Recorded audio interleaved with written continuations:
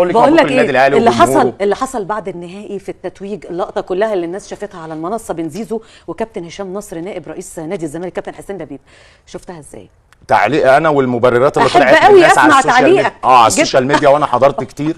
وطبعا زيزو خلافته مع مجلس الاداره دي الجنب واللي اتصدر، وان هي مثلا ان الاستاذ الباشمهندس هشام صدره للجمهور والتفاصيل دي. لا يا زيزو، انت من قبل ما تقعد مع الباشمهندس والناس في مجلس الاداره عشان تجدد، انت في شهر 11 اللي فات كنا موجودين في مكان، وانا موجود في عيد ميلاد مستر ايمن ممدوح عباس، موجودين هناك وهو كان موجود ولاعيبه موجوده، وكان ساعتها النادي الاهلي عامل اكبر عقد في مصر للسوليه 17 مليون جنيه، اكبر فئه اللي كسرها امام عاشور. قصدك الصوره دي؟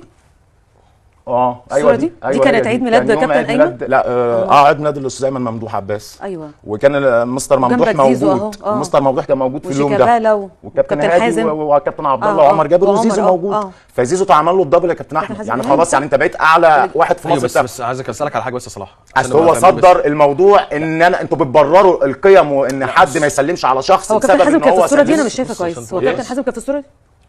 لا كابتن حازم. بص يا صلاح، عايزين بس نتكلم في حاجه، يعني بنتكلم لازم نبقى عقلانيين في الكلام اللي احنا بنتكلمه دلوقتي. بعد اذنك، دلوقتي هي النقطه بتاعت انا ما سلمتش او سلمت دي تاخد الضجه المعموله دي كلها، او نادي الزمالك يطلع خطاب؟ نادي الزمالك يطلع خطاب لحاجه زي كده؟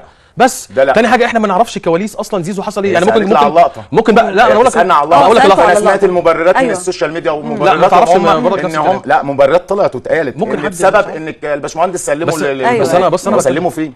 ما انت كنت عايز الرقم ده وسلمك، ما هو جه بعد كده ميدو والكابتن حازم قعد معاك، يعني لما تقابل الناس دي بعد كده في مكانها مش هتسلم عليهم عشان يا فندم اتفقوا انه ما يقولوش الكلام ده في الاعلام. ايوه، يعني ايه اتفقوا ما يقولوش في الاعلام؟ يعني بص صلاح، الاتفاق ما تيجي تتكلم انت تفاوضني فنتكلم في ارقام، بس ما ينفعش تطلع بره احنا الثلاثه او احنا الاثنين. تمام، فالكلام ده ماشي غلط منهم، ده مردود ان انا ما سلمش. هو زعلان، هو زعلان مبرر واحد زعلان ان هو ده قيم يا كابتن، ده عنده 60 سنه الباشمهندس. ماشي، انت واخد الموضوع في حاجه في حيز معين، انت لا هي تاخد الضجه دي كلها، مش الضجه دي كلها، سالتنا على الموقف وانا برد عليك ان اصلا مبرراتك يا زيزو ان لا هو ممكن يكون عامل الباشمهندس هشام نصر، انا مش بدافع عنه، لا بس انا بقى اللي انا عارفه عندهم كوارث. مجلس الاداره في الفتره دي عندنا كوارث، فانا ما بدافعش عن حد. بص صراحه اللي انا اعرفه واللي واصل لي، اللي اصلا يعني بلغه الكوره كده، اللي سلم زيزو هو الباشمهندس نصر. ففهمت يعني ايه سلمه يا كابتن؟ سلمه لكل حاجه، الجماهير القرار من شهر 11. لا انا سامع بودني يا كابتن ابو مسلم، هتكذبونا يا جماعه. سامع بودنك هو بيقول للاستاذ ممدوح عباس لما قال له انا عملت لك اللي انت عايزه، هو قال له لا انا عايز احترف. طب هي فين يا جماعه؟ عايز يمشي. هو من بدري عايز يمشي. بص يا صلاح، لا الغلط من مجلس الاداره بتاعنا ان هو ما مشوش لما جاله عرض نيوم زي ما انت قلت هنا في البرنامج.